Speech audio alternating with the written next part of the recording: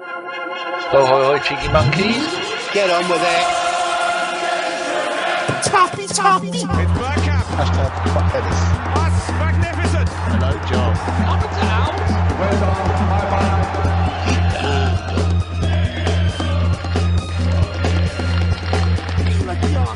Be ambitious. Come on.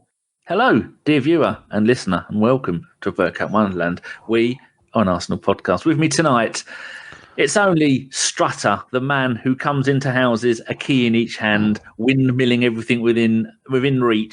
Scav, you right, cheeky? Evening, sir. How you doing? Oh, it's just great to have you back on, where I send you the link and within 10 seconds you've clicked on the link and we're ready to go. That's what I love about you, Gav. You're just so professional. It was just simplistic, wasn't it? I was bang on time. All the tech worked. There was no problems with microphones, headphones, No. internet. And I've just been sitting there waiting to proceed whilst looking at your lovely fireplace. For 22 minutes it's taken. Gav has been banished to the naughty room, so he's on Wi-Fi, but don't tell anyone. So he can't use the Ethernet. Not allowed. Not been good enough, have you? I just have a family these days, Dan, unfortunately. It's all right for you to just chuck yours out on the street.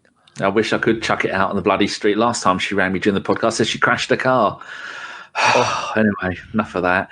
Also with us tonight, it's the man making the third attempt this season to join us for a show. It's Richard. You all right, Rich? Hello, how's it going, Danny? You good? Oh, I've got a fireplace going, and yeah, I just spent 22 minutes of my life I'll never get back. Yeah, well, I said hopefully I've done everything. I've restarted the computer. I've reset the router. I've done my rain dance. Everything. I'm ready. I'm ready. And we have no idea why your audio is 5 seconds ahead of your video, but we're leaving it like that. We're just going to cross our fingers and hope it stays that kind of way, because that works. Yeah. Fingers So crossed. if you're listening to this on iTunes, you're missing the treat of him doing his own ventriloquism. If you're watching this on YouTube, then you get to see Richard in all of his ventriloquist geniusness. 2, 2, 3, 4, 5, and count it with your fingers. No, we've done all this lot. We're moving on now. Right, Gav, tell us about your thoughts on... We're going to mix two games together here because no one really gives a shit about these two games. The Standard Liège 4-0 and the Bournemouth 1-0. Did you manage to see either of the games, and what was your thoughts on those two games? Yeah, so I managed to get a illegal stream for both of them. We don't condone that, by the way, but yeah, I had one too. Yeah, on the big screen as well, which was nice. After the everybody got cut short by all the big servers getting chopped down in Italy or wherever it was. Sad time. Yeah, I actually oddly enjoyed the Standard Liège game more than the Bournemouth game. Not because of the result and not because of the goals, just because of who was actually on the pitch. It was brilliant to see Bellerin back. It was brilliant to see Tierney, who's going to absolutely terrify people. It's good to see Rob Holding as well. It was good to see Joe Willock. It's good to see Maitland-Niles. It was just one of those games, really. It was just thoroughly enjoyable to watch. And we could have done them by more goals. We could have matched the 7 or 8 that we beat them by the last time. And it was just almost like a happy pre-thing from the day before after Tottenham got smashed. So that was quite good. The Bournemouth game, I thought we was a little bit unlucky, really. The first half, we should have buried the game. We should have buried the game 2 or 3-0 by half-time. We didn't really cut enough chances, really. Enough clear-cut chances in the first half. They come out a different team in the second half.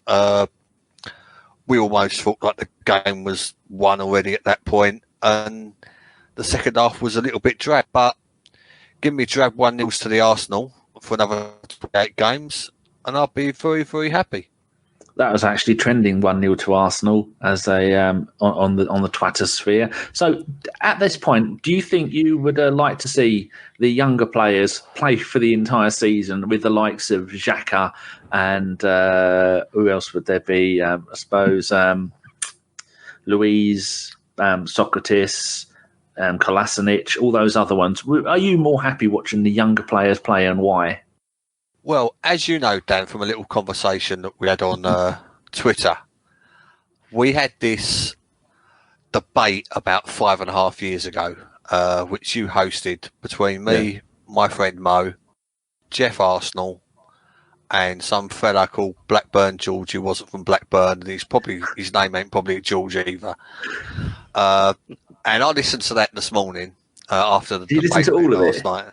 I can't find the bit where I told George if he doesn't shut up and speak over people, I'm going to fuck off. I don't remember that. I couldn't find that bit. That's about if people are wondering, it's our ABW podcast number 74 from the 14th of October 2014, which is nearly 5 years ago. And that's about a quarter of an hour into it. Gav nearly stropped off because they wouldn't let him get a fucking sentence out, would they? Well, it wasn't that. It's just, I think over the, what number podcast was it? 74. 74. So I probably was involved in I must have been involved with about 60 of the previous one. And me and you, we sort of realise and understand, look, with a podcast, you've got to know when to shut up and let people get their point out, and you can't really overtalk people because otherwise no one can really understand what's going on. And after 15 minutes of that moron chatting over me, I just said, look, if we're going to have a debate, fucking wind your neck in. Do you know what I mean? Anyway, he's not an Arsenal supporter, so why are we even talking about that prick? Because you brought it up. You knew I was going to bring it up when you asked the fucking question. Look, 5.5 years ago when we had this debate, I went on a long rant about the fact that Mr. Wenger had only pulled through one London boy from the youth team in about 10, 12 years. And I was saying how great it was back in the good old days when, we had Tony Adams, Mickey Thomas, Rocastle, Merson, Quinn, Campbell. Davis. Davis. Do you know what I mean? When we had, a conveyor belt of London lads coming through and getting to the first team. And I think you should I mention guess Reece Wilmot as well, in case Jason's listening. Have I mentioned Willock as well? Yeah. Yeah. But no, so like I say, you coming up with that question sort of reminded me of listening years ago when I said just how great it is to see the young kids coming through, especially like, the London kids. So to anybody who ain't in London, but like I say, growing up in London, it was every boy and all my Arsenal mates, we all dreamed of playing for the Arsenal. So it's just so nice that other boys are doing that and getting the chance, and they're taking the chance. That's the good thing about it. I even put up a couple of polls actually. Who would win, the team that played at Man United or the team versus Standard Liège?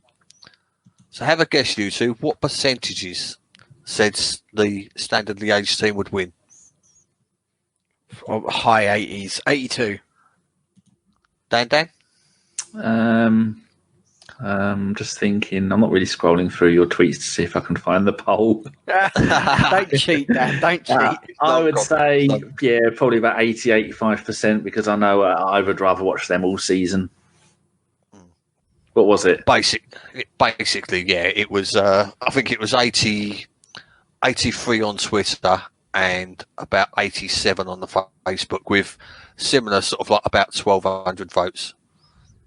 So it's just nice. There's something special about watching the younger lads come through. I don't know what it is, but there's just something very, very special about it. And going back to that podcast 5.5 years ago, that was one thing that I said really, really sort of reminisced with me today when I said,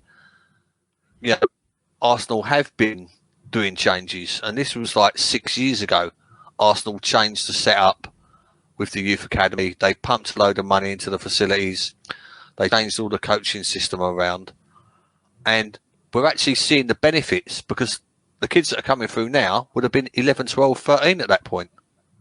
So whatever the changes that were made when we was having a moan up 6 years ago have actually, really, really started to pay off. So the gist of that is, no. Gav was right. Well, I think if anybody goes back and listens to that podcast, that like I say, if I was Jeff or that idiot from Manchester, I think there should be a very, very large pie with a lot of humble in it, and they really should be like tucking into it, like with a fork in each hand right now.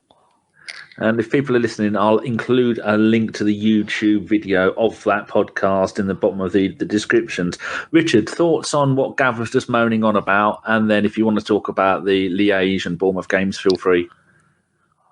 Yeah, no, I agree with you get that sense of pride when you're watching local lads come into the side and things like that. It kind of, I was thinking about that earlier with I know it's going to talk about it later in the show, but the Vice Forum question about, the one that hurt you when they left, for me, like Ashley Cole, because he was a London lad. He was a local fan. He was, a junior gunner or whatever when he was growing up. So it was really good. As I say, I agree that it's now our academy's doing some really, really good things. There's lots and lots of people coming in through the ranks. Like you say, you've got that team. How many was made up from our youth team? It was what in Stanley Edge. It was what Bellerin, Maitland-Niles, Reece Nelson, Willock, and then you had like other people who could have played like Smith Rowe and stuff like that. And then the keeper actually was in our academy as well. Martinez, yeah. I think it was five played from the academy. So it's really, really impressive. It also helps that we actually played decent and thumped them 4-0, which kind of, adds to it. I really enjoyed that game against Stanley Edge so much more than the two preceding it. The games either side of it, the Man United and the Bournemouth game. But it's I say I don't know. Like so, I never knew when they set this thing into motion. I know Pers said in a interview recently that he's still not happy because no Arsenal players are in the England squad and stuff like that. But I think give it time. Rome wasn't built in a day. And they're slowly getting there. I think it was sorry to butt in. I think it was about 6 or 7 years ago. And the Arsenal Academy got reviewed by the FA, and it literally got given its last rites. And I think it was then that everything had to be changed. I think it was then that Liam Brady left, and there was a big sort of shake-up.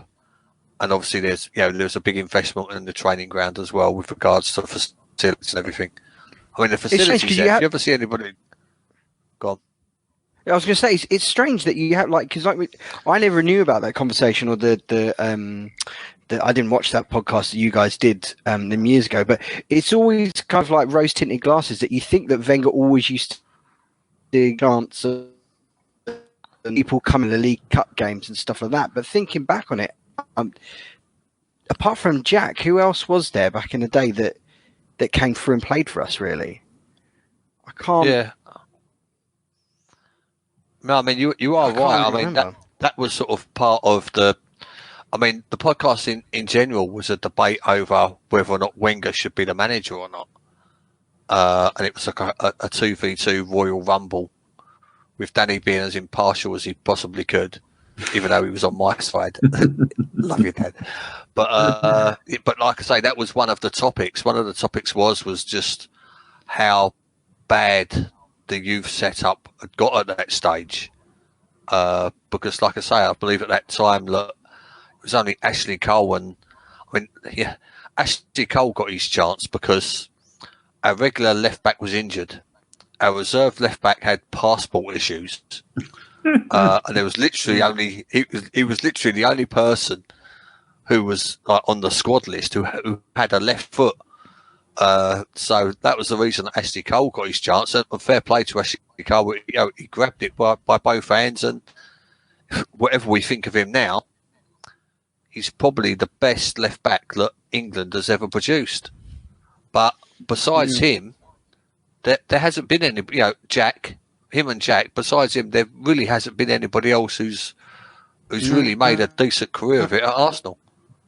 Would you Until include now. Cesc in that? Would you include Cesc in that? Well, I mean, if the same situation happened now and we got a young 16-year-old from Spain, then he would technically be known as homegrown and he would technically be an academy player. But basically, we stole Cesc Fabregas from Barcelona, and then they paid us to have him back. But I mean, I was actually there at Fabregas's first ever game, that the Rotherham League Cup game, which I think ended about 11:45 at night after we won about 21-22 on penalties. I think that's the game I met Bergkamp at. Oh, no. Not the one where I shouted. Pick the names up, one. Dan. Yeah, pick that name up off the floor, Dan. But yeah, no, I see academy players now. When, like I say, the ones that are coming through at the moment have all been at the club since before they were teenagers. So yes, academies should be looking at picking up the 15 and 16-year-olds if they can, and the best talent from all over the world. But really, it's the ones that have been at the club, since they were sort of 7, 8, 9. They're the ones. I mean, I think Willock was at the club from 6, wasn't he? All three of them. Training. Yeah, something like Yeah. that. My two brothers were there from a young age, and now look where the other two are. Their careers are in tatters because they didn't stay at Arsenal. But I'm just looking after the Invincible season when Wenger really started to. That's it. We're going to kick on. There was 3 phases that I vaguely remember. People who will know more about this than I will, but there's 3 phases of the youth generations that we went through, and I'm just looking at some of the names we bought in 2005 onwards. We had Bentner from Copenhagen, didn't really work. Manone from Atlanta, that didn't work. Armand Traoré from Monaco, another young player, didn't work. Carlos Vela from Guadalajara, Mexico, that didn't work. Theo Walker from Southampton, would we say that worked? I don't think it did. Carl Parisio from Cannes, that didn't work. Next season, Abu Ogogo from Wimbledon, nope. Vincent van der Berg from Heverin, Nasa Barazite from Nijmegen, Fran Meridia from Barcelona. Here we go. Denilson from Sao Paulo, Rui Fonte from Sporting Lisbon. I do another few more. Pedro Bothello from Brazil. Eduardo, that's an old player. Hardvard Nordvelt from somewhere in Norway. Luke Freeman we got from Gillingham for a couple of $100,000, and then we had Amari Bischoff and Ignatius Miguel. All these young players that we were paying a load of money for that didn't actually work. Quite a few of them we ended up letting go for a free. And all the younger players, Gav, like you were saying, all the players that were born in and around London, those were the players that weren't really getting a chance. And people can go, what are you making a big deal about players coming from London for? Well, you look at the Scousers or the Manx, when they get young players coming through that are from Liverpool or from Manchester, they're lauded because they're local lads. But when we do it from down here, they go, what are you making a big deal about the players been from London for? Because they're London players for a London club. You've seen the 2 brothers for Newcastle. Oh, Big Ginger and Little Ginger. Yeah, brilliant. Jeez. I mean, I don't think they're ever going to have to buy a pint in that city for the rest of their lives, just off the back of that one game. Yeah, the young lad down at Brighton scored a couple of goals as well on his debut. Brilliant. Oh, he's Irish though, isn't he? Yeah. Yeah, I think so. Well, he's not a local lad then to Brighton, is he? You get that connection with the club, though, and that's what you want to see. You live vicariously through these local lads on the pitch. That's why, in going back to, like, say, Charlie George coming off the North Bank. That's what you want. That's the dream. That's what you inspire to be. And I say, hopefully these guys can make it. Yeah, my point was Gav scoring on his debut, not the fact that they're local lads, because I do know he's Irish. Okay. I saw him Match of the Day being interviewed after. Yeah, so it's Plus, there's as long as we don't make any of these young players coming through that are local lads to Arsenal, as long as we don't make them captain, they'll be at the club for the rest of their life, hopefully. Because there's more chance when we buy the wonder players like Cesc, one that worked out, Van Persie, another one that worked out. They weren't young English players from this area. And so he always knew that eventually they were going to get an offer from somewhere huge and end up buggering off. And Cesc did it. Barcelona, Chelsea, Monaco. Now what's he doing? Well, he's kicking his heels near the bottom of the French First Division with getting paid an absolute fortune for a club that are in absolute pieces. So I've got, like I say, I mean, I think I thought and I knew, look, one day Fabregas is going to go to Barcelona because that was his boyhood club. Don't make two bones about it. We stole him off Barcelona due to their contract laws that they've got out there. So I mean, we stole him for next to nothing, and we had his best years. Let's be honest, we had the best years out of Fabregas. We had a buyback clause as well, which Mr. Gets dibs on him, no matter what anybody says. I think Fabregas would love to have come back. I think it would have been welcomed back by the fans. But like I say, somebody's ego got in the way of that one. You know, you're going we had to settle for a fucking Arteta. How shit was he? You're going to get no end of grief from this for living in the past and going on about Wenger bashing. It's been quite a while since we've had any Wenger bashers on here. I'm going to get a message as soon as this is out from Jason Davis going, "Oh, why'd you let him get away with that, boy?" Oh, don't. Did I tell you what I did to Jason the other day? Every time we scored against Sands Liège, just sent him a message. Every time. Like Jace. Here's another one. I proper gave it him the whole game. And like I say, because I mean, obviously Jason doesn't like I don't think he's a particular fan of Emery. So, really? But like I say, he was saying like the tables have turned. Do you know what I mean? But like I say, I do love Jace. We do have a good, like I say, we do have a good bit of banter on the on text messages and WhatsApp and all that. Do you know what I mean? I certainly do. Richard, your thoughts so far this season and your thoughts on the people that are going, well, we want Emery out. The fact that we've lost one game away at the greatest team in the Premier League in all history, according to some bin-dipping scumbags. I can understand it, to be fair, a little bit. I think, was it Shredder who was on the live show? He said something that I agreed with when he said, I'm not in the Wenger out, but I'm in the car park. Did he say that? That's genius. Yeah. Which I'm completely stealing off him.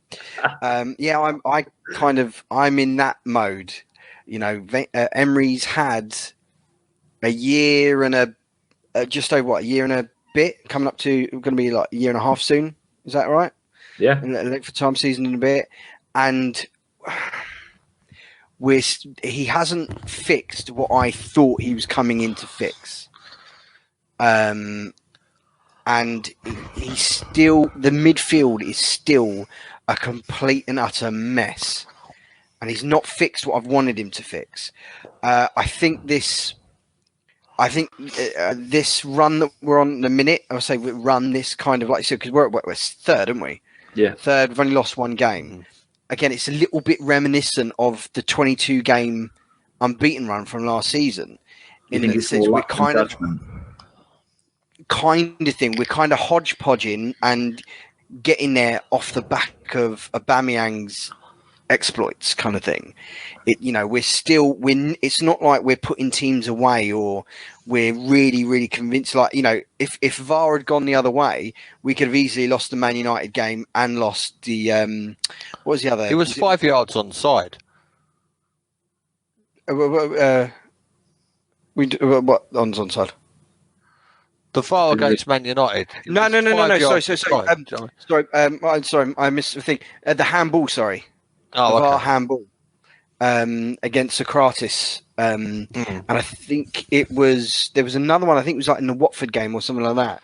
So it could very easily not be that thing. But I don't want to hound him out. Like I said, he's not. I suppose you've got to give him time, but I can't see what he's trying to achieve. And it's been a year and a bit now. And like I said, he hasn't made us defensively solid. That's what I thought he was coming in to do. I thought he was going to make us solid. He was going to going to start a press, and that we were going to shore up the chances that we keep give away, and he hasn't done that. So that's kind of where I sit with it. I'm leaning towards that. I want him out. I don't want him hound him out. That's not my deal, and I don't want that. But I can see an issue for him being sacked. Or do you? Well, they ain't getting sacked. That's silly. Do you think that there's... Sorry, your lips moving 5 seconds after you stop talking put me off then. I've got to stop looking at my screen. Like I say, I've got in my head how I think Emery wants to play things. And the major one is the fullbacks. The fact that he's tried 2 or 3 different left backs and then they went out and bought... they've took a risk on 2, and they firstly because he come from the the Scottish Premiership, and secondly because he was injured when they bought him. He's been without Bellerin for the best part of half of last season and the start of this season, and we've been out without Holding for the similar amount of time. I fully expect by the end of the season them 3 to be the first 3 names on the team sheet. So with regards to anybody having a pop at Emery with regards to our defensive frailties and how we play out the back and how we're pressing, the fact that we're probably without 3 of our back 4 lineup, it kind of makes you think just how well we've been doing this year. Not how badly we've been doing, because we're only 3rd. And we've only lost 1 game to the European champions, and we're 3rd behind the European champions and last year's league winners. There's a lot of people that are typing a hell of a lot of bollocks on social media, Twitter, Facebook, wherever they can get it, just because either they're hung up over the fact that Daddy Wenger's no longer at the club, or they're pissed off that Ozil doesn't get a game. If Ozil wants a game, he should turn up for fucking training every day of the week. Do you know what I mean? But Emery's got a plan. He's, what you've also got to bear in mind is we're still dealing with the after effects of the absolutely horrendous contract deals that Wenger and Ivan Gazidis did. Giving Ozil 350. Oh, you've gone quiet. You just said give him Ozil 350, and then you went quiet. Oh, can you hear me now? Yep, carry on. Oh, yeah, he's fucking stupid. Was the end of that sentence? Completely and utterly agree. Completely and utterly agree. So, some people say that they gave Ozil that because we had the 2 stars of the club, Sanchez and Ozil. Sanchez had already gone, and for worldwide fans, people may be watching Arsenal not because just they're fans, but because of the big names, and they attract the fans and the sponsors and all of that lot. And they didn't want the other major star at the club, Ozil, to go, so they gave him a massive big amount of money. So that's probably, I've been told by people on the pod, that's why they did that, because they couldn't let them both go. Personally, I'd have driven him to wherever he wanted to go, but you've got to understand that. If I was you, yeah, if I was you, then I'd be careful about who you let on the pod with them fucking opinions. To be fair, so all opinions have the like arseholes. Ozil kind of had the club over a barrel, didn't he? Really. Yeah. He did. He did, and basically all they done was the amount of money that they had to pay in remuneration for him on a yearly basis, plus his wages, turned out to be 350 grand a week. So the club was no better or no worse off by signing him on the same money. It's just that Ozil gets all the money, as opposed to Real Madrid and the bank that probably bypassed the deal for who gets what money when. So, but yeah, like I say, we are badly hamstrung by that. We are badly hamstrung by the amount of money that he costs on a yearly basis in wages. That could have easily got another midfielder. I do agree with Emery's midfield. He's just not getting it just seems like he's not getting the balance of the 3 right all the time. He's favouring Guendouzi. He's favouring Xhaka, which, like I say, I sit on the fence with Xhaka. He could have a good game. He could have a terrible game. Most of the time he's average and you don't even realise he's on the pitch. But I just feel that the future is Guendouzi, Willock, and the little Tierra, if he ever gets his form back. But he seems a little bit out of form, really, or a little bit played out of position. But yeah, he's being canted, really. I know, like in the Man United game, he was played much higher because he was told to sit on Pogba. But he just, in the Standard Liège game, I know it's only Standard Liège, and in the Nottingham Forest game, Torreira was the one, the back four, and he looked so much better, and we looked at those two games. I know the opposition aren't great, but yeah, just the midfield, and I think that's more of a problem with our defensive issues rather than the defenders. And yeah, there is. I completely agree with you. The two fullbacks are. I think it would make a big difference would be having Bellerin and Tierney in those positions. But I think it's the midfield more than anything that's hurting us defensively, especially like in the turnover and in transition and stuff like that. That's where we're getting hurt. And I was hoping that that was what he was going to sort out, but. Like I said, I can understand. That's why I'm not in the Wenger out. Wenger out, for crying out loud. I'm not in the Emery out brigade or anything like that. I'm not calling for his head, but I'm starting to lose patience with Project Emery. Yeah. I mean, Emery's definitely going to be here to the end of the season, no matter what happens. We get Champions League. It'll be in season as well. So there's, they're not in a hut. They like the setup at the moment.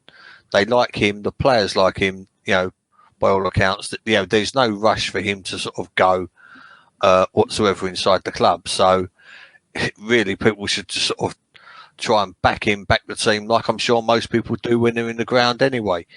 But I do feel, look, once we've got Tierney and Bellerin on the pitch, and once they're both firing, it almost takes a little bit of the pressure off of the midfield because Tierney and Bellerin are going to push the other team back. So it's as you saw for a Standard Liège game when we was completely dominant throughout it all. It was because they didn't want to get forwards and because they were scared to come forwards, and it was because we was pushing them back. And once we've got Tierney and Bellerin back, that kind of thing is going to start happening in the Premiership game. And let's be honest, a little bit of luck and a little bit more, a little better final ball, and a little bit more clinical, we could have been 3 or 4-0 up against Bournemouth at half time. And indeed, what happened was I turned on Twitter on my social media on Sunday morning, and it seemed like we'd lost by some of the fucking absolute stupid comments. Look, I mean, like I say, I don't follow many stupid people on Twitter, but I mean, obviously, you get to see the people they reply to and comments that they retweet that they're replying to, and there's some absolute fucking howlers out there. Do you know what I mean? Some complete fucking lemons. I mean, why? Don't. One fella. How you'll get pelters for years for saying I'm Wenger out, but then when you start supporting the manager and going give him time, you're getting pelters from the same people. I just think no matter what the result, there's a certain section or two sections of our fan base who are going to always slag off Emery because he's not Wenger and he's not playing Ozil. I mean, the best comment I had was I put up a thing on the Facebook page. Some old boy, I mean, I don't know him, but like I say, I had a quick look at his profile. He must have been in his, mid to late 60s. And I said, I don't understand all this slagging off the team and Emery when we win a game. And he just put simply, I've been watching Arsenal for 50 years. I've never seen a bad win. There's no such thing as, you can win ugly, you can win scrappy. Like I say, there's no such thing as a bad win. A win is a win. That's what the game's about. Complaining the '94 Cup Winners' Cup final win, where we had one shot on goal virtually, and no, give that back. We played shit and we won. No, Parma deserved it because they were by far the better team. Or Anfield 8-9 going, oh no, you only won by 2 goals. It's shit. Or when we beat Chelsea 1-0 in the FA Cup, was it 1-0 or 2-1?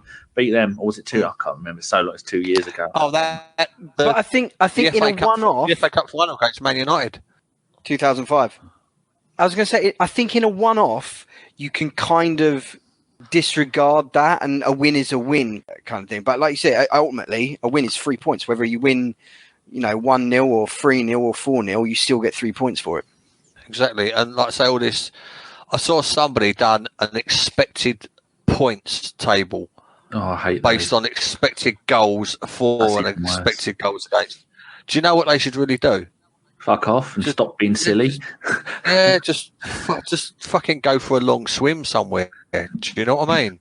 If I see a tweet and it has XG written in it, I completely ignore it. Oh, don't.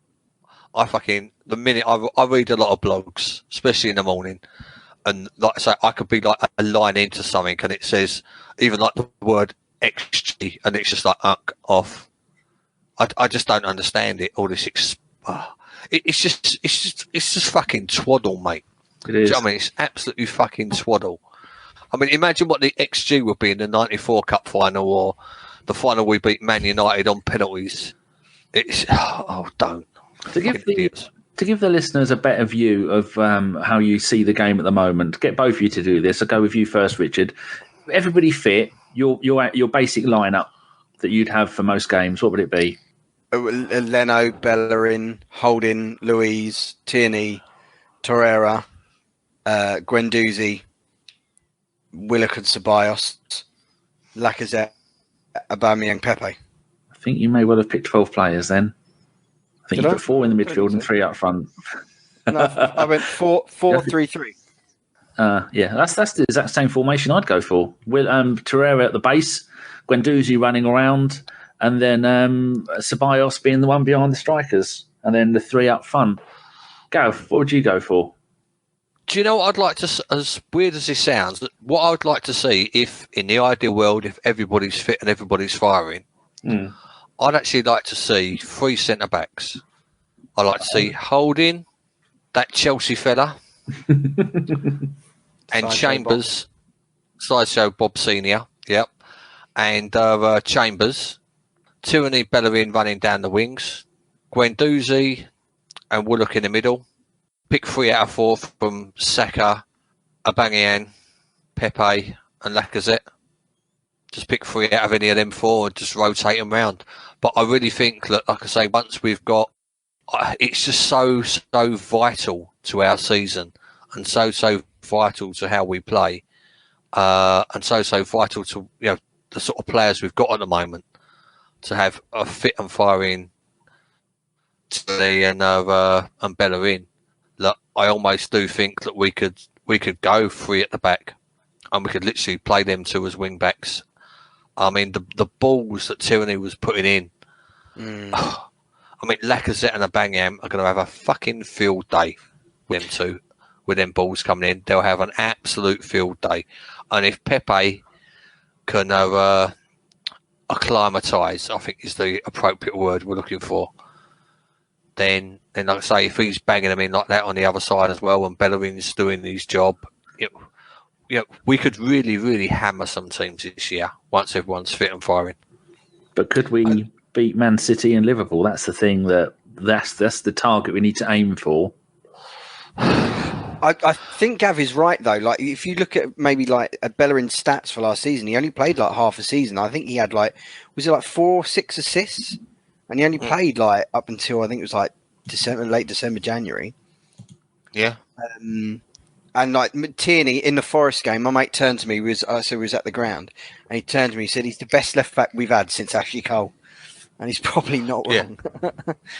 So you, mate, that's a big shout, and like I say, I can completely see why that would make sense. Like say, Bellerin and Tierney making a big difference. I mean, Emery did flirt last year with 3 at the back. He did flirt with 3 at the backs a few games. So, like I say, maybe that is still in the back of his head. And I know it's not fashionable at the moment with the way they're trying to pass the ball out from the back and all that. But like I say, I think with the pace that them two possess, and fingers crossed, Bellerin does come back with that constant pace. But obviously Tierney's got it. I mean, going back to your point of the Forest game, I felt so sorry for the Forest right back by the end of the game. I mean, everybody ran past him. Everybody took him on. Everyone went past him. I think at one point the tea lady walked past him with a tea full of trays. Do you know what I mean? And she went past him as well. It was just they was just taking it in turns. I mean, the poor fella didn't know what the hell he was doing by the end of the game.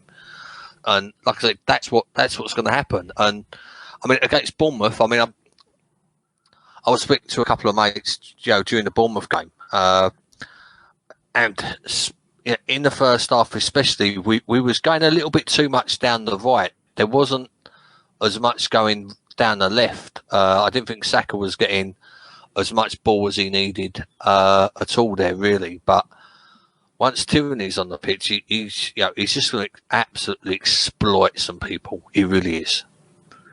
So where do we see if we talk a little bit about the Premier League this season, Richard, where do you see us compared to, I mean, Man United and Spurs? We drew with both of them. Both of them are shit teams. Well, Man United are definitely a shit team. We have the age-old problem of when people play us, they up their game, when we don't necessarily up our game when we go and play against these teams. And that's where I think let us down with those two. But when are we able to compare ourselves to Man City, who are not as good as they were last season? And no one could compare us to Liverpool, could they? Because they seem to be, eight straight wins. They've got like 40 odd games without defeat in all competitions or something crazy like that. Yeah, no, Liverpool, unfortunately, are far away and are over the hill.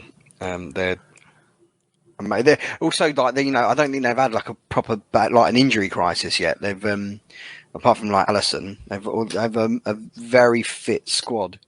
The Man City again, I still think we're too far away from Man City. I think Man City are just having a bit of a sticky patch because they got no Stone, no Laporte, and didn't they have a third one who Company left? Who went there? They got. Company left. And Mangala, the one they paid an absolute fortune for, didn't use him for 3 years. They let him go on a free in the summer. But they could do with him now. I think they paid 40 million for him or something, or 34 million. Jesus. We're obviously we're better than United in a minute. United just look a sorry, slow, old team who doesn't help that they're devoid of confidence and loads of injuries. I mean, if they wouldn't have had that one lucky shot, I mean, he didn't plan on doing that. He'll never do that again the rest of his bloody career. So if it weren't for that, I know we can look back and go, but then again, if the linesman hadn't waved or if the VAR didn't exist, then we wouldn't have got a goal. I know people can say that, but yeah. So I think, do you still think that the third is the best we can get this season? Because Man City are going to buy in January, aren't they? Yeah, I think so. I think third is doable though. Although I'm slightly worried that Chelsea are getting their arse in gear kind of thing, and Tammy Abrams seems to be banging goals in for fun at the minute. I think even with Man City's wobble, I think they've got too much for us. I think, unfortunately. But you never know. Like I said, hopefully, if Tierney and Bellerin kick on, like I said, hopefully, if Pepe can, like I said, get acclimatized. I feel a bit sorry for Pepe. It's a new league, new team. He's playing behind two guys who neither of them are right backs, and the midfield who aren't. Emery can't seem to get juggle the right pieces together.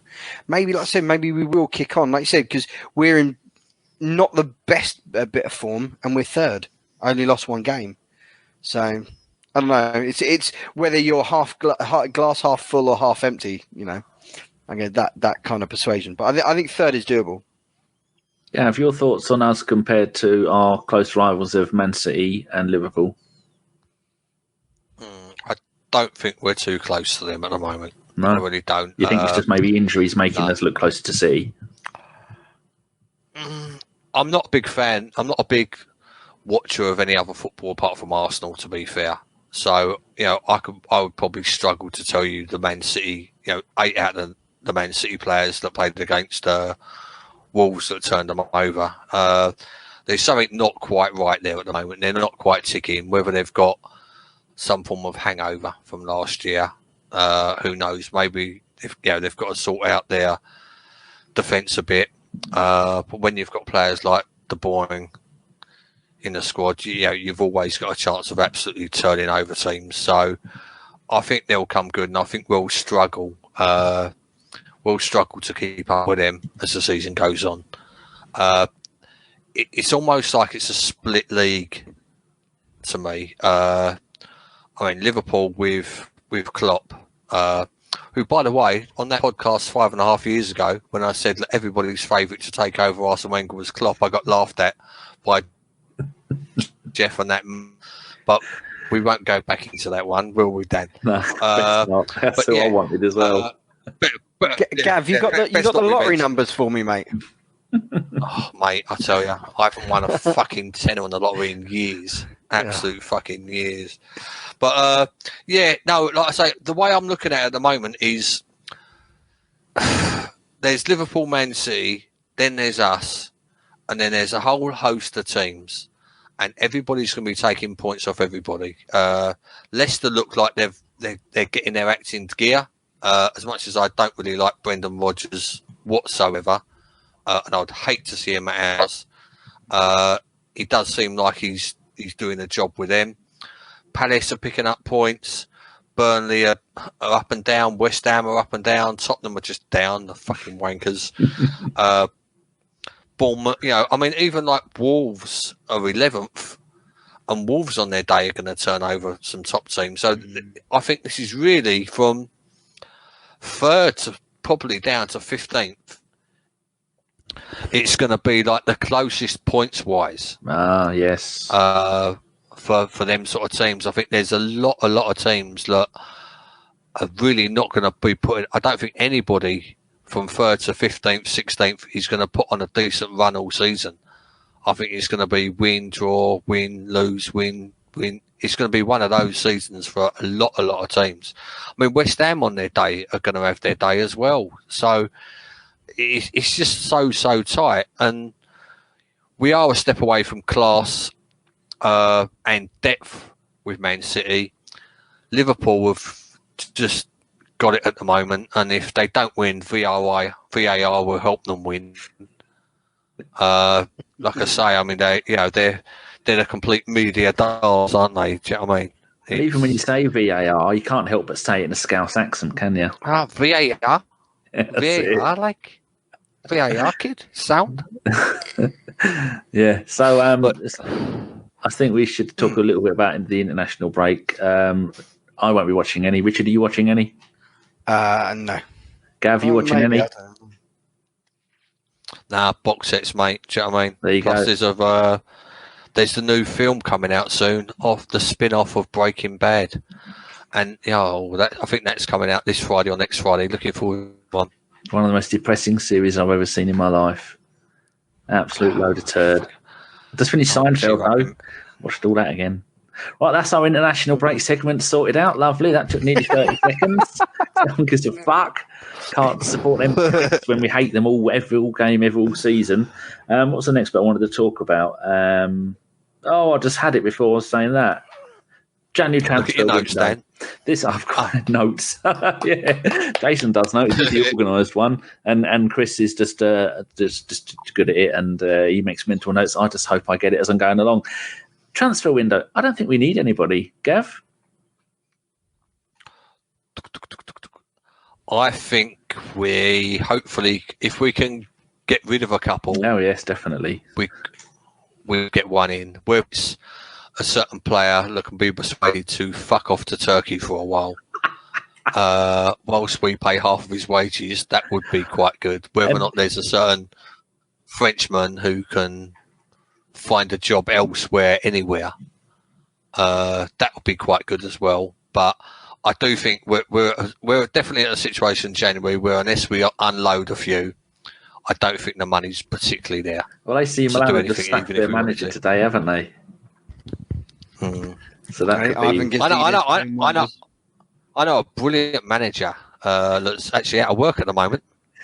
Indeed. It wouldn't be sad. I mean, there was reports in the summer that Ozil was going to go to Inter Milan or somewhere like that, and we were going to pay half his wages. Even at half of his wages, he'd still be the most expensive, the highest paid player at the club. He's got to be close to that, hasn't he? Richard, your thoughts? I honestly think that Gazidis owes us a duty to take Ozil. I think he owes us. Just take him. You fucking lumbered him with us. Do you know what I mean? You fucking take him now, you bastard. I hate Gazidis. Talking of ex-players, it's I'm surprised to see that Giroud has only got 5 Premier League goals in 43 games for Chelsea. I just wondered what he was doing out of nothing. Just talking about ex-players and Wenger darlings. Richard, transfer window. What's your thoughts on it? Nothing. It's too far away. I can't. I don't think. I think we got enough players, as it were. I said I don't think we're going to offload that many. So yeah, I think it's going to be a very quiet January for us. Yeah, I don't think we need anybody. I could get rid of a couple of players, and there's a lot of talk now that Ceballos has been called up to the Spanish squad today or this week, that people are saying they definitely want him to come and play for us. I think he was magnificent in a couple of games, then he was shit in a few games, and now he's getting back to being really good form. And did you know he's the only player this season who's played in every single one of our 11 games? I think that's something to do. I think there's something. There must be something in the arrangement with Ceballos. If he plays X number of games, we get the right to buy him. There's something fishy about him playing every single game. 5 times he's been brought on, 5 times he's been brought off. And he's in the position. Go on. Sorry, he's in the position where that's the position where you're going to get bought off. I mean, I think I once saw a stat where the most substituted player under Arsene Wenger was Dennis Bergkamp, because it's that position where if you're winning 1-0, then you're sacrificing him. If you need a little bit more fresh legs up top, then you're swapping him for somebody else. So he's just in that position where you're going to get subbed on or off quite a lot. Anyway, sorry, carry on, Dan. There's 8 players that have played more minutes than him, though. Go on, Richard. I think it helps that Ozil has been MIA. I don't know. Would he have got as many minutes as he has done if Ozil was about? I don't know. Ozil's played 142 minutes all season. Gav, as much as you and me dislike the Ozil situation, would you be willing to let Ozil start more games, play more games, try and winkle some form out of him, or if you just think it's a lost player now? I don't think his heart's in it. I don't think it's down to Emery. I think it's down to the player himself. I don't think he's showing in. He can't be showing enough in his attitude. He can't be showing enough with regards to his training. I mean, obviously, what happened to him with regards to when he got attempted to be robbed, and the rumours that come up after that with regards to the various gangs and stuff and his family's safety. I mean, obviously, that was played on his mind, and that is probably maybe a reason why he doesn't particularly want to play away games.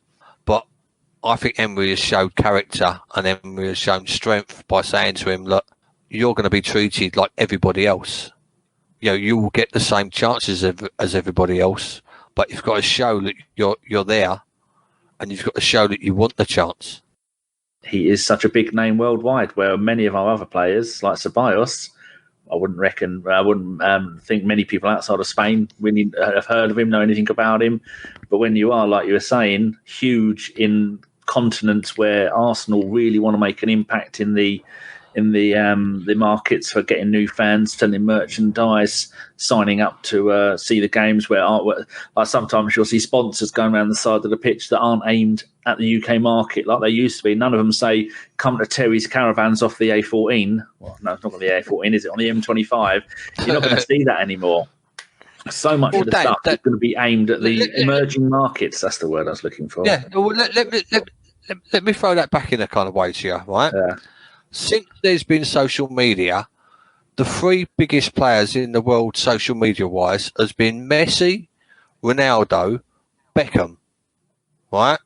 And the three things that those three players have in common is they've done the do on the pitch every week. Do you know what I mean? They've got their social media and they've got their worldwide acclaim because they were bloody good players and they performed all the time. Ozil doesn't perform every time. He's nowhere near the bracket of them three. He was for one season. Well, yeah, so was Van Persie. But it doesn't mean he's in the bracket with Messi and Ronaldo, does it? But I think preceding that he was. I think that was the tail end of we've got him in the twilight of his career kind of thing. But I mean, before that he was really good for Bremen. He was really good for Real Madrid. He won was it German Player of the Year? Like it was 7 or 8 times in a row. The Ozil thing. Did we get his image rights? Did we get his image rights in that? Yeah, that's part of the deal. Oh, Adidas have everything. Don't worry about that. We haven't. Adidas have. Maybe that's another reason we gave him such a big deal because we wanted the Adidas to come and be our new kit makers. No, I didn't mean skips. The new kits are lovely, but maybe that was another part of it. But saying what you were saying, Gav, with the subcontinent and Africa and places like that. Didn't we try this a few years ago when we had Inamoto? Didn't people used to think that was to try and attract the Japanese market? And some other teams like have got players who are trying to attract the Chinese market. You can't really blame the club for trying. But personally, I'm not sure whether it's a waste of time or not. But there's such huge markets. You've got to really try and be. If you want to be a global team, which is what we were doing in the Ozil, then Sanchez, then we bought Petr Cech where we should have bought another giant name. It's just that's the last thing thing we've got in the global pie because no one in those countries that you mentioned are going to give a fuck about Joe Willock or going to give a fuck about Maitland-Niles or Death Row or any of that lot, are they? I mean, you can't exactly say we're going to try and build in the Brazilian market because we've got Martinelli. Most of them there don't even know anything about him, I wouldn't have thought. No, I mean, the thing was, Dan, right, is this is going back to I'm not going to say his name again. This is going back to a past manager that we had at the club. And when the pre-season tours started kicking off and when the Premiership started kicking off and attracting fans from America, China and Asia, instead of doing pre-season tours and touring out there, and trying to break into emerging market, we went on a 2-week holiday in Austria or wherever it was. We stayed in Europe and he done that. So, really, it's the person who I'm not going to mention again. It's probably his mistake that when we was actually winning the league, winning doubles, going invincible, doing them tours. When we should have been, that's when we should have started doing them tours. We started doing them tours 4 or 5 years late. And that's why teams that haven't been as successful as us historically have got more fans. Plus, the other thing that drives overseas fans is winning shit. You win shit, you get more fans. That's why half of my school supported fucking Liverpool. And, I mean, obviously, everybody can tell by my accent, I didn't really go to school anywhere near Merseyside. Do you know what I mean? Same with me. Loads of my friends and growing up now, Liverpool and Man City fans, their kids. Yeah, I mean, like I say, my school was anybody whose father didn't follow a football team supported Liverpool because Liverpool were winning everything. It was as simple as that. All my older brothers are all Liverpool fans. My brother's a Liverpool fan. And my dad doesn't like football. I think it's as much as we hate to admit it, Richard, do you think Gav's got a point there that although for the growth of modern football, we do need to go to these tours to all these other places, which I fully support now, which I didn't like in the first place because I used to go to some of them, but we were late to the game of globalisation of football, weren't we? We didn't make the most of it in the glory days of 98, 02, 04. we were busy skiffling around Scandinavia and the lowlands of Middle Europe. But I don't think when we were successful, I don't think many teams went on massive anything like what they did now. Man United did. They loved a good tour. Yeah, Liverpool and Chelsea. I thought that was in the last 6-7 years that they've just started doing that, like doing overseas tournaments and stuff like that. I remember Liverpool doing an overseas tournament. Jesus, I must have been about 8. So we're talking like 35, 40 years ago. Didn't Arsenal go to South Africa in like the early 90s? Well, I can actually tell you making exactly where we went. But talking about the globalisation, which is our biggest viewing numbers: number 1, UK; number 2, America; number 3, Australasia; number 4, the Indian.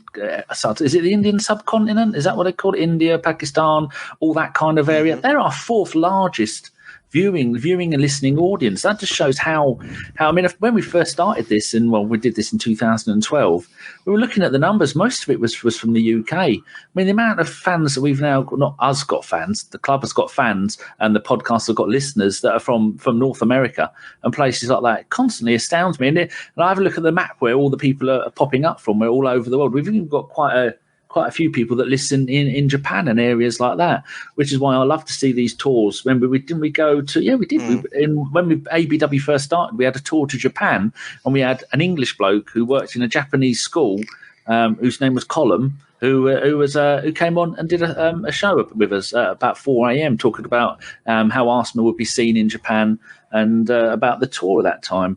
But you were just saying about it went nuts. It went nuts. My blog, actually, believe it or not, one of the highest readerships we've got off the blog is South Africa. Yes. Which is very weird. And my shop, one of the highest countries that visit my shop who never buy anything, is Russians. Oh, best not to don't talk about Russians. I don't know if it's people using VPNs, which it may be, but at the moment, I get like about 150 hits a week off my shop, shiwarshop.com, from Russia. Here you go. Listen to this, Russia, right? Yeah. I'm using thearsenalhistory.com. Go there, and it's got every single game, every single lineup we've ever done. In the summer of 2000, we were in Holland, Germany, and Spain.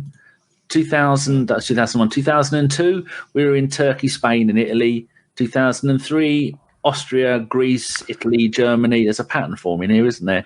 That's 2002, 2003 pre-season. Austria, Turkey, Scotland. I don't know why we're going to Scotland. So we can be mean about the Scottish because I know they don't like us. In 2004, it was Slovenia, Austria, Argentina. Sorry, I must have gotten the wrong plane to go there. That? 2004, 2005, it was. They haven't put the teams there, but it's SCWEIZ, SC Ritzing. They sound like they're Austrian. Holland, and Portugal. 2006. That was that. I'm already looking at that. 2000. I clicked on the wrong button. I'm not going to go and do all of these. 2006, summer of 2006. There's Holland, Germany, Holland. So I'm saying, what point did we start going? 2007. It was mainly Italy and France. 2008, Hungary, Croatia, Germany, Italy, Spain. I mean, that's 2008. So back then is when we should have been going and going to places like Japan and South America and North America and all those other places. Yeah. And, since we've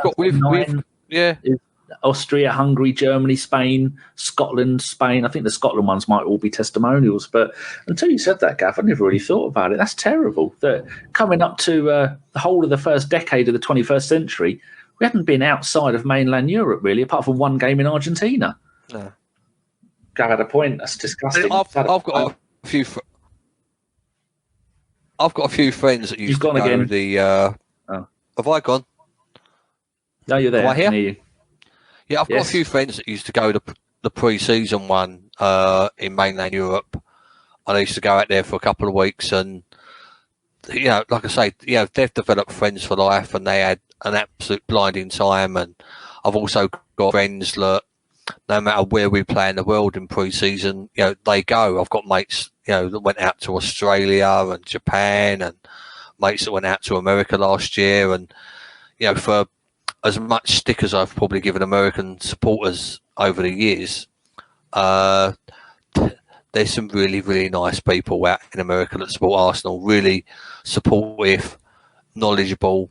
They're even using the right terminology these days, which is good. Do you know what I mean? So it's it's just a fact of life now, and like I say, there's a lot of people that look forward to now to the overseas tours. They look forward to going somewhere exotic because they go every Arsenal game. And there's a good couple of hundred people that do literally go every game, home, away, Europe, and do all the pre-season. So, I kind of enjoy the fact that, my mates are getting a bit of pleasure and seeing the world if that's what they want to do by following Arsenal. It's brilliant. But like I say, to go back to the original point, the man who won't be named really did pull a wrong one. By refusing to do those tours when we were winners. We would have refusing a hell of a lot it. bigger. If Jason was here, he'd pull you up on that refusing thing. It was down to him that we didn't. Oh, maybe. I remember articles of him saying that he didn't like going on the big, long, faraway tours because he didn't think it was good for the players' fitness. Don't agree with Gav, Richard. You'll get yourself in all kind of hot water. Once you're in the Gav's jacuzzi, there's no getting out. It's a slippery place to be. There's loads of bubbles, mate, and there's a couple of beers on the side, so dive in. Oh, That's dear. good. He loves that. But when they first started doing these tours abroad, I used to feel quite annoyed about it because I wanted my pre-season game at Barnet where we beat them 10-1. I wanted those games. I wanted to go and see them play here and there. But now the way they do it, they split it up. They have the younger players, the reserves, play games around England. The first team go all over the world. But imagine, Richard, because your lot are from Egypt, aren't they? Mm-hmm. Imagine if Arsenal played a friendly against Zamalek or someone like that. I mean, Rabbi Shaban would be all over that like a stamp on a sandwich. But I see some of the games there and some of the stadiums, and some of them get 70,000, 80,000, don't they, going? Is there much Arsenal following from your Egyptian side? No, not at all. No, all of that's shit on that one then, hasn't it? Thanks. Exactly. You should have said yes. Like handball. No, do you know what it is? My not the Egypt side, but my one of my best mates, he lives in New Orleans, and he when we went over to played the US leg of our tour, mate, the enthusiasm for it and the stadiums were all packed out. It was like I say, it was great to see. Like I said, I thought we jumped on it a little bit late. I didn't know we was as late as that. I did. We did tour South Africa, July '93. I was right. I remember that game. Have you been looking at that site, or did you remember? No. I googled it, and then, it came up. Them shaking Nelson Mandela's hand. We've definitely done Singapore because that was the game. That was when Ray Parlour got sent home, didn't he, for having a row with a cab driver? I remember in about '89. We went down to South America and played Independiente because it was on ITV at about 3 a.m. And I remember thinking, wow, this is the future. Oh, dear. I thought pre-season just used to be the Makita Trophy. We could never win it at Wembley. when we smashed Tottenham at Wembley, that was a good weekend. So the point in all this lot, we all agree, the more tours we do, the more countries we can go to, the more continents we can go to, the better it is for Arsenal. Is that what we all agree on? Yeah, I agree with that. It's going to happen, isn't it? Do you know what I mean? I think if the club had any sense, they would go America every other year because we're doing well. There was good attendance in America, and then the spare year they would do the China, Japan, Australia, and flip between them. And like I say, I could probably see us because the club's going to know. The club's going to know by who's accessing their social media and where the merchandise is being sold to. They're going to know where the best place is to go. So, as weird as it sounds, social media will probably dictate where Arsenal will go on pre-season friendlies in future. I'd like to see them go and do a tour of South America. I think that'd be really good. But they're going also China. I mean, that Chinese market now is, not that I know anything about this, but the money that they're spending on players, even with 100% player tax, and the number of decent players they got playing out there, I think that is something that I'm surprised more teams don't go in. Do you know of any Premier League teams that have been over to China in recent years for a tour? I can't think of any. Not that I'd know. None's been to mind. Didn't we a couple of years back? China? No, we went to Singapore. That was literally 2 or 3 years back. I think we went China. I'm not going to look it up again. But no, I don't think we did. I think what Gav said at the start of this conversation is that one of the biggest things is winning things and having a successful team. So you can go to as the far ends of the earth as you want. If you're a pile of pony, you're not going to get any fans, kind of thing. Yeah, I mean, I saw one thing where I think we played a game out in the Far East versus Man City, and the stadium was 3/4 full. And the week before, Liverpool played the game, and their training session was sold out all Liverpool. So Liverpool had literally got twice the numbers that we did just for a training session. So that's how far behind we are. And like I say, it's not that Liverpool winning things apart from this last year. It's the fact that they got in there very, very early on that side of the market. Liverpool are head and shoulders. Liverpool and Man United are head and shoulders with worldwide support. I'm just looking at our pre-season last season, as in the summer of 2018. March, we went out to Dubai, played Al Nassr, beat them 3-2. Completely forgotten about that. We're going to have a look at the summer of 2017. If this thing would bloody load. Because I do vaguely remember, didn't we have a game where our kit sponsor was in another type font that wasn't the one that we use? Yes. Oh, there you go. Buy him. Fucking hell, Gav, you behave yourself. Look what you've gone and done. 19th of July 2017, we went out to Shanghai and played Bayern Munich. That's just over 2 years ago. I forgot. Oh, for fuck's sake. And then we played the 22nd of July. We played a game against Chelsea in Beijing. I didn't watch any of those. Didn't you? Oh, before that, we had a couple of games in Australia. I remember those. We lost 3-0 to Chelsea. Bloody hell. The International Champions Cup. Oh, God, that's twice in one podcast. You've been right, Gav. People aren't going to like that. Well, if you go back to that podcast 5.5 years ago, you was fine. I'm not making it 3 in a row.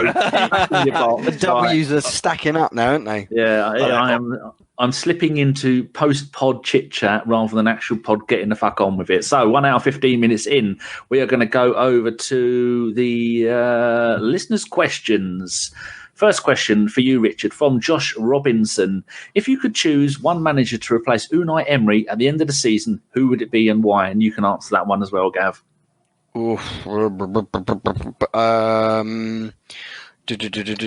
Allegri. Yeah, I'd say he's a proven winner. You know, he gets teams organised. I'm not too knowledgeable about, like, say, foreign coaches and things like that. Like, Thomas Tuchel and Nagelsmann and stuff like that. I've heard good things about them, but I don't know enough about them to really nail my colours to any one mast. If it was like another Premiership team, take a manager off a Premiership team other than Klopp and Guardiola, I know he's a bit of a David Brent, but probably Brendan Rodgers maybe. Oh dear, you've just curdled people's milk saying that. Sorry. Gav, who would you have? Oh, so I'm still in shock about what he just said. Am I out of the jacuzzi now? You're out of the jacuzzi, mate. There's a cold bucket of water going over your head as well. What's it called in WWF when you're not a face, you're the other one? What's it called? Heel. You've just gone full heel. Gav came onto this pod being the heel, and now Gav's the face and you're the heel. Gav, come on, get on with it. Who would you pick? Don't say Wenger, for fuck's sake. We don't need any more of the banter days. Do you know what, right? I was thinking about this because I saw the question come up earlier. Firstly, unless we really unless this season really collapses, it's going to be Emery next year anyway, all right? Secondly, I think that the next manager of Arsenal after Emery is going to be Freddie Ljungberg. Oh, you cheeky monkey, you. That's who I'd go for. Solely because, I could give you loads of reasons why I think that, and they're all complete speculation. But I do honestly believe that one day Freddie Ljungberg will be the Arsenal manager.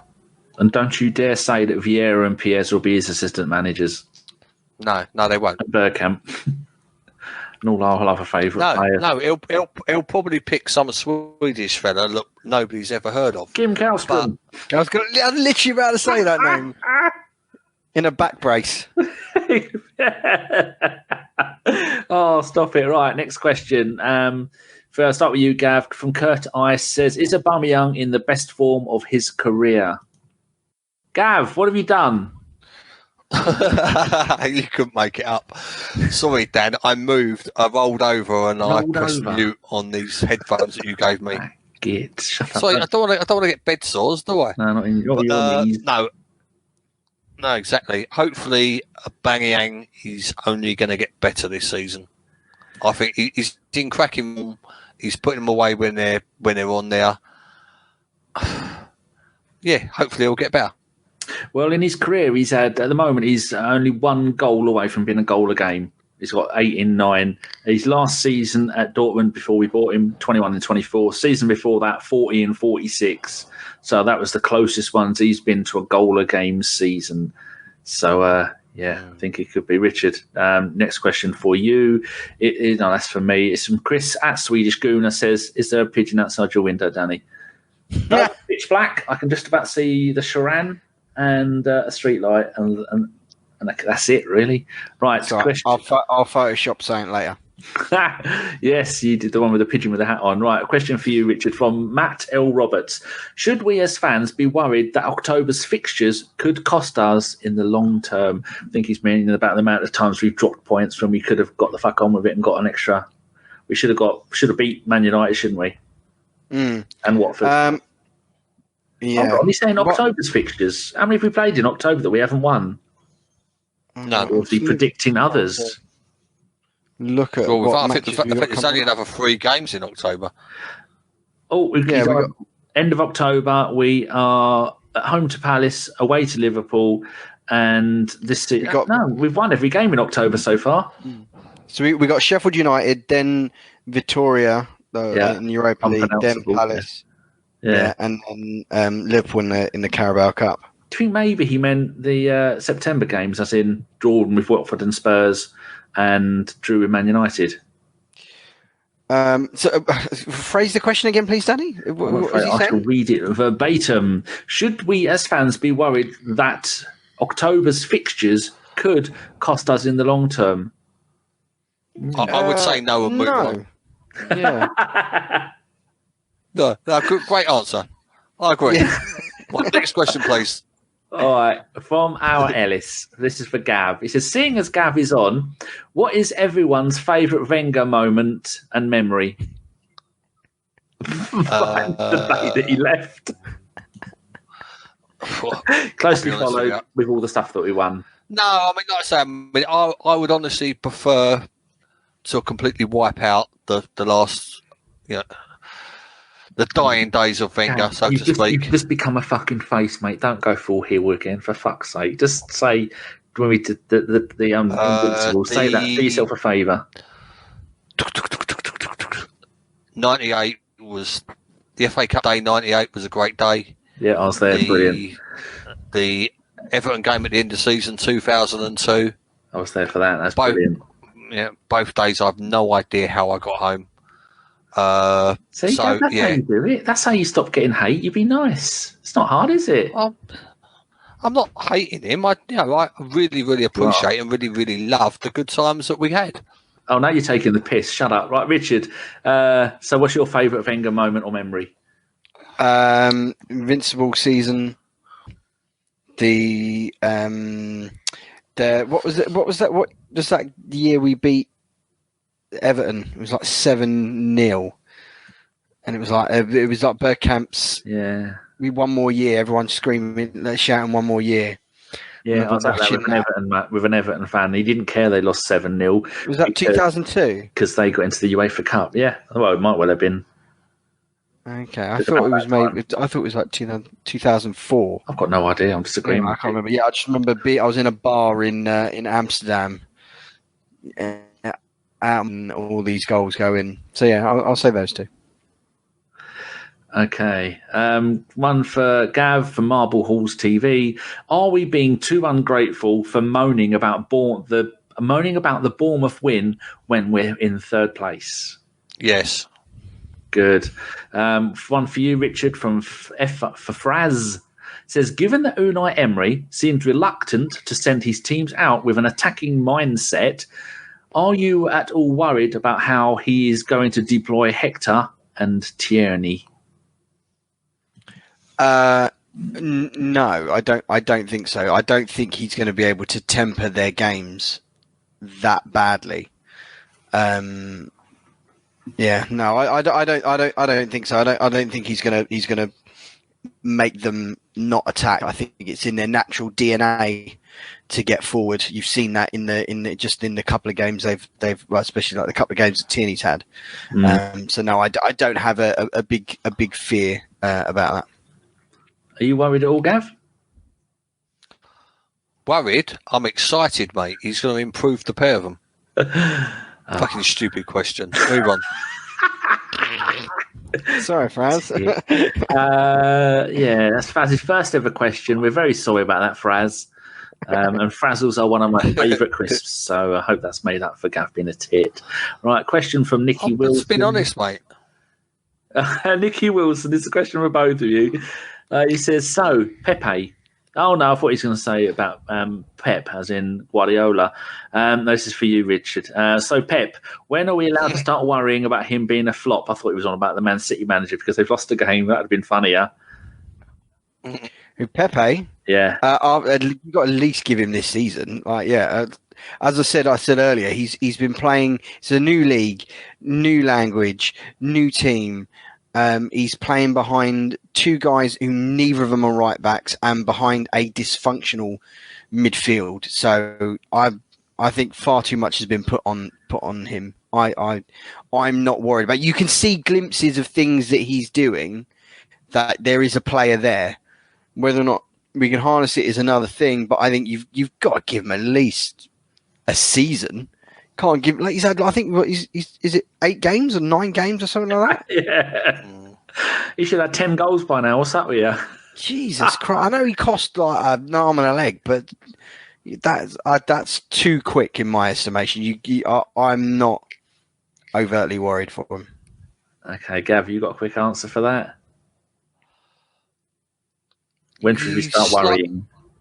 I think it's right to have slight concern at the moment. He's 8 games, 1 goal, 3 assists.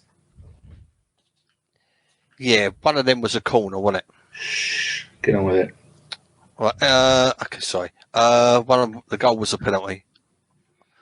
No, I've got slight concerns. I think every right-minded supporter should have slight concerns, but on the positive side, it took Bergkamp time, it took Henry time, it took Perez time.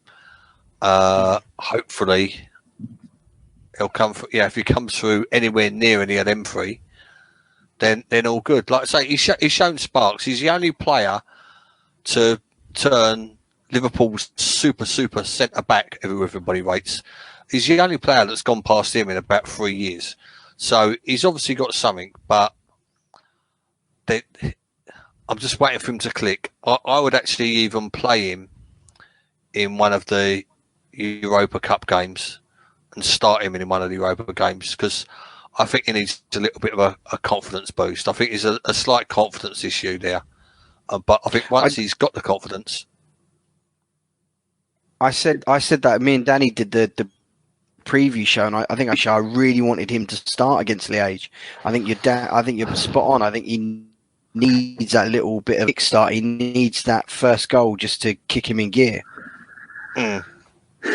Right, jolly good. After listening to podcast 74, if you listen very carefully, somewhere around the 15, 20 minutes bit, you'll see Jeff Arsenal going blah, blah, blah, blah, Cesc Fabregas, and in the background you can hear fucking cunt, which was Gav being horrible about him. So that was my inspiration for the Fife's Forum question.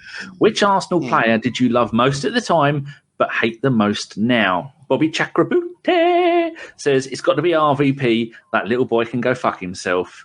Mike Harniman has to be Robin van Persie for me. The guy had it all on a plate for him to be an Arsenal legend, but he threw it all away and to join a mass rival. Our Ellis says it's easy. RVP need I say more? Well, Marvel Halls TV said it in even less words. Van Persie.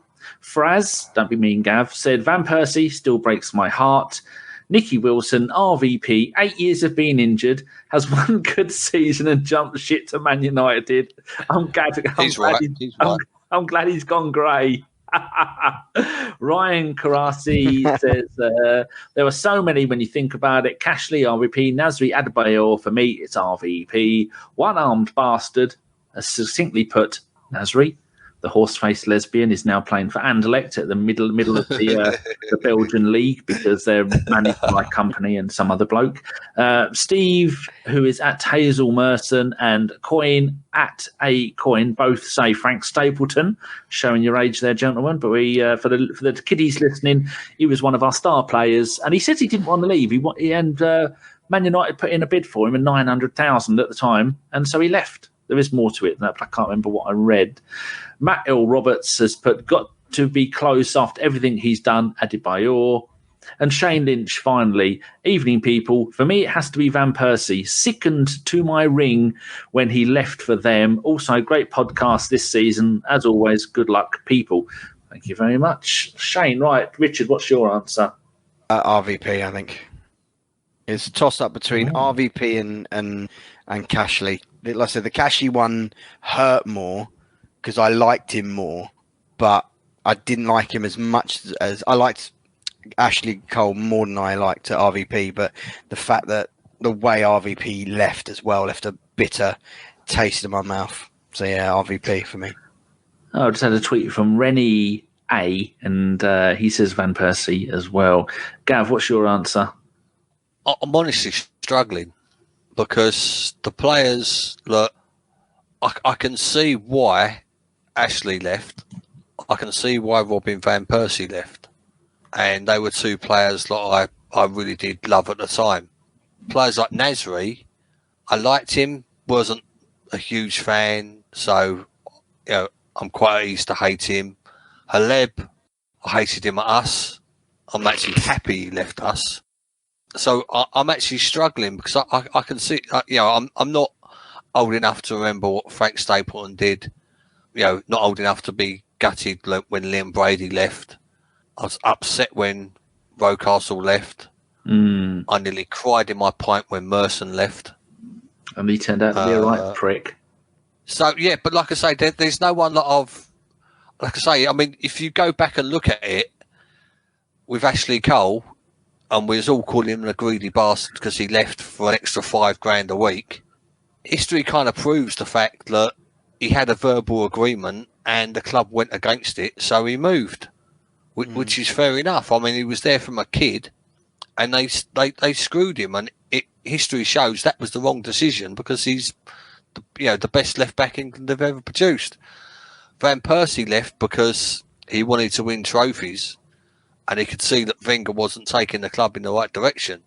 So I can understand why he left. And again, like somebody else mentioned, Van Persie spent 8 years of on and off injuries, had a great 18 months, then fucked off and had 12 good months at Man United and then fucked off from them. I weren't particularly a fan of Nasri when he fucked off to Man City.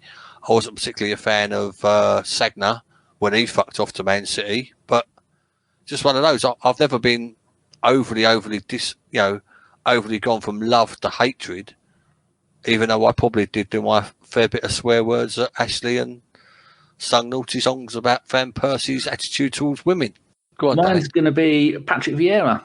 That man was everything I loved about the club, and then he did nothing but bitch and whine for 2 seasons, and then fucked off with his tail between his legs to Juventus. Juventus got relegated for being corrupt scumbags, and then went into Milan and won loads of stuff there, and then came back. But I hate him. I hate everything about him.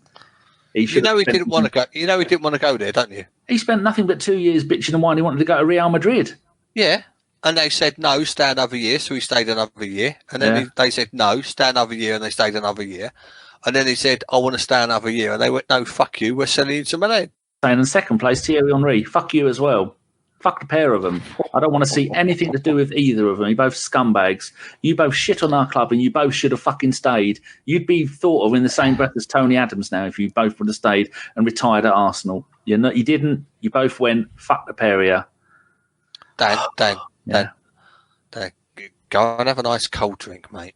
Maybe turn the fireplace down. You're getting a little bit hot and bothered. Right, now then, where are we up to? So I think we should do gentlemen's nods. Have either of you two got anyone you'd like to say hello to? It's not a person, but it's a thing. Oh, Christmas? It's the Evolve Development Centre in West London. They've just started up. This guy Matt just started up a girls-only football development centre in West London. They do 2 sessions, one on Thursday and one on Monday, and it's like I say, got girls only from all ages. It's absolutely fantastic.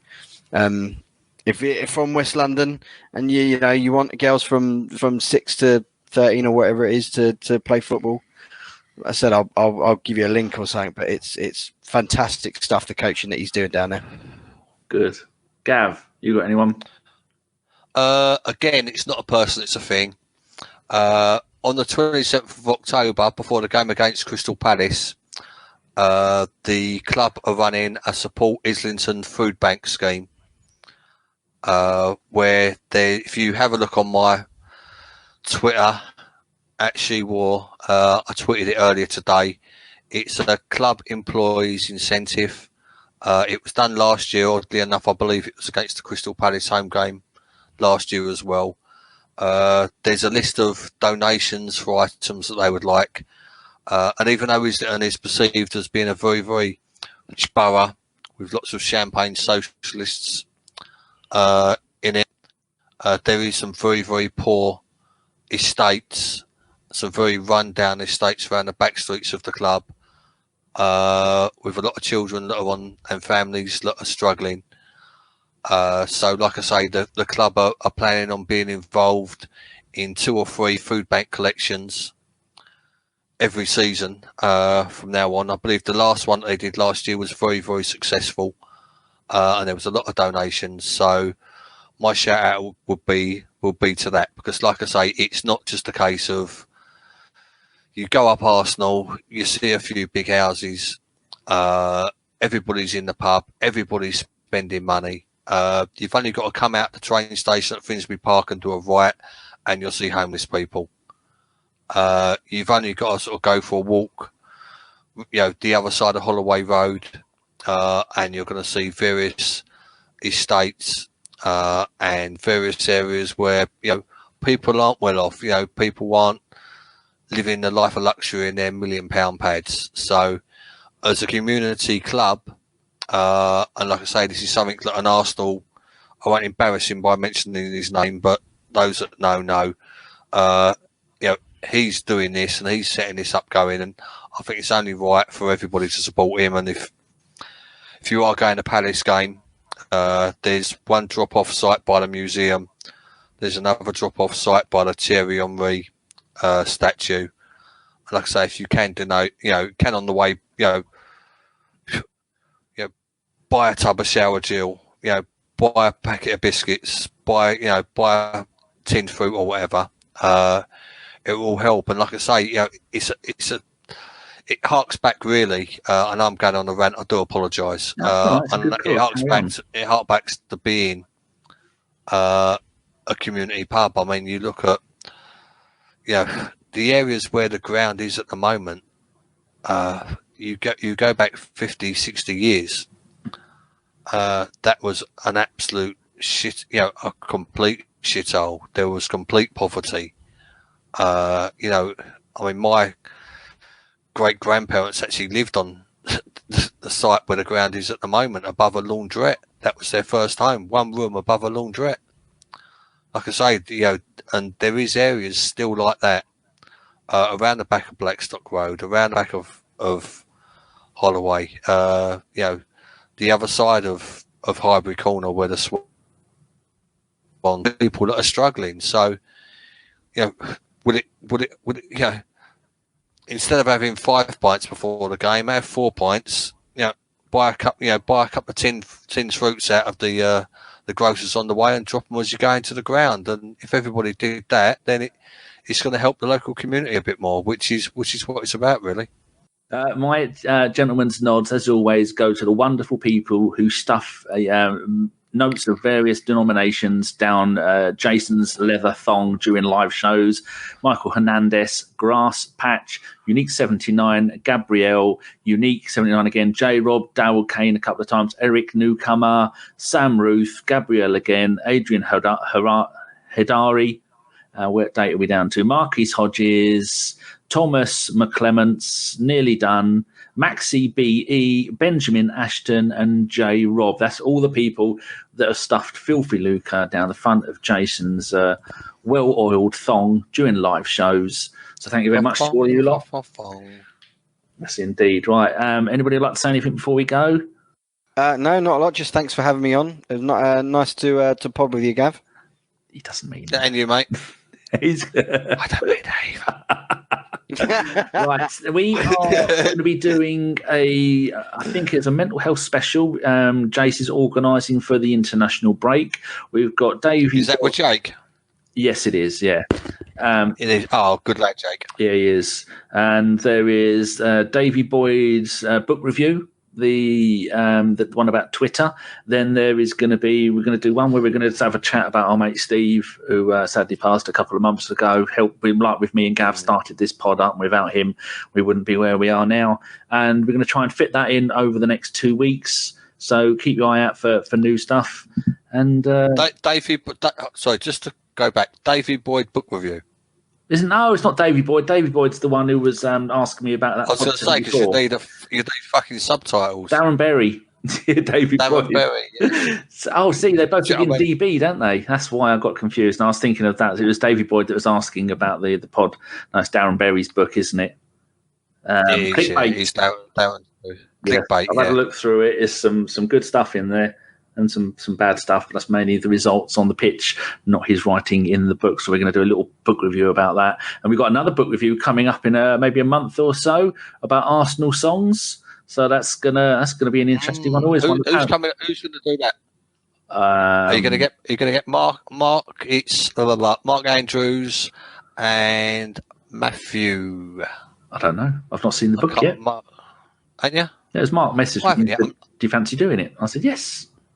So they're going to send me a book. That'd be good. It will be good. Ooh, yes, we do love a book review. Can I come on for that one? No, you'd probably be banned by then for being a cheeky monkey. We've been down an hour and 43 minutes. I thought we'd get this over and done with an hour and 10 minutes. Now look what's happened. It's all ended in tears. Keep talking, Dan. That's the problem. You just keep talking. Whatever. Right, thank you very much for watching, everybody. This has been a Bergkamp Wonderland. We have been talking. You have been listening. I'm going to say good night. Say good night. Good night, or good morning if they listen to it in the morning. As soon as I scored that goal, I was fucking livid. Splendid business.